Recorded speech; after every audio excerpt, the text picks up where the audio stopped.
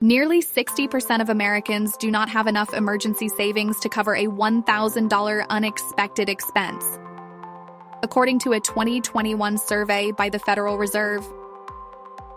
This highlights just how many people are vulnerable to financial shocks and reinforces the importance of building an emergency fund. I declare bankruptcy! Hey everyone, welcome back to the channel. If you're new here, I'm Emma, and today we're going to talk about something that can make all the difference in your financial well-being: building an emergency fund. It's not the most exciting topic, but trust me, it's one of the most important steps in securing your financial future. So let's dive right in. An emergency fund is a stash of money set aside for unexpected expenses, like a medical emergency, car repair, or even a sudden job loss. Think of it as your financial safety net. Life is unpredictable, and without an emergency fund, you might find yourself in a tough spot when things go wrong. But with one, you'll have peace of mind knowing you're prepared for the unexpected. Now, you might be asking, why do I need an emergency fund? Isn't my credit card enough to cover emergencies? Well, here's the thing.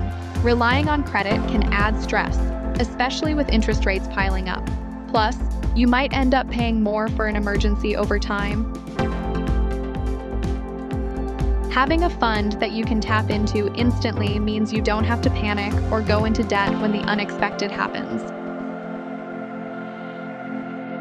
The goal is to make sure you can handle these situations without derailing your entire financial plan. So, how much should you actually save? A good rule of thumb is to aim for 3 to 6 months of living expenses. This means if your monthly bills are $2,000, you'll want to have between $6,000 and $12,000 saved. But don't worry, this doesn't need to happen overnight. Start small and build up over time. If you can only put away $100 a month to start, that's still progress.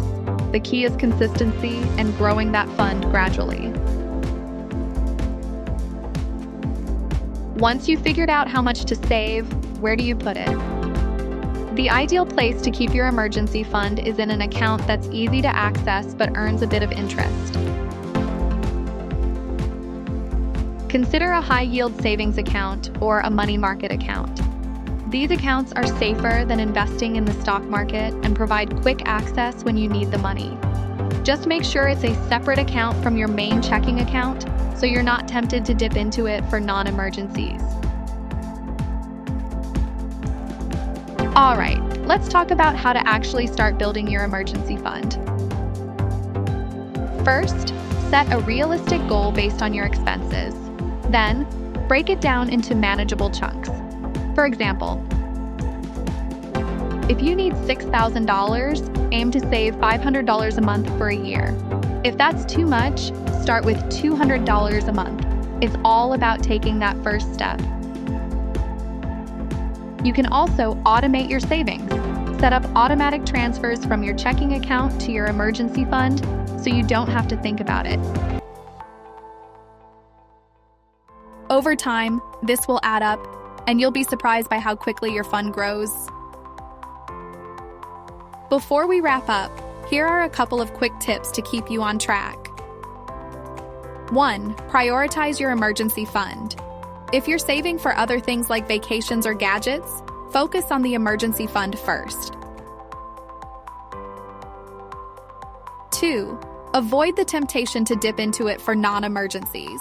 It's there for true emergencies only. Now is your turn. Have you started building your emergency fund, or are you still working on it? Maybe you've had an unexpected expense that made you realize the importance of saving. Drop a comment below and share your experiences with us.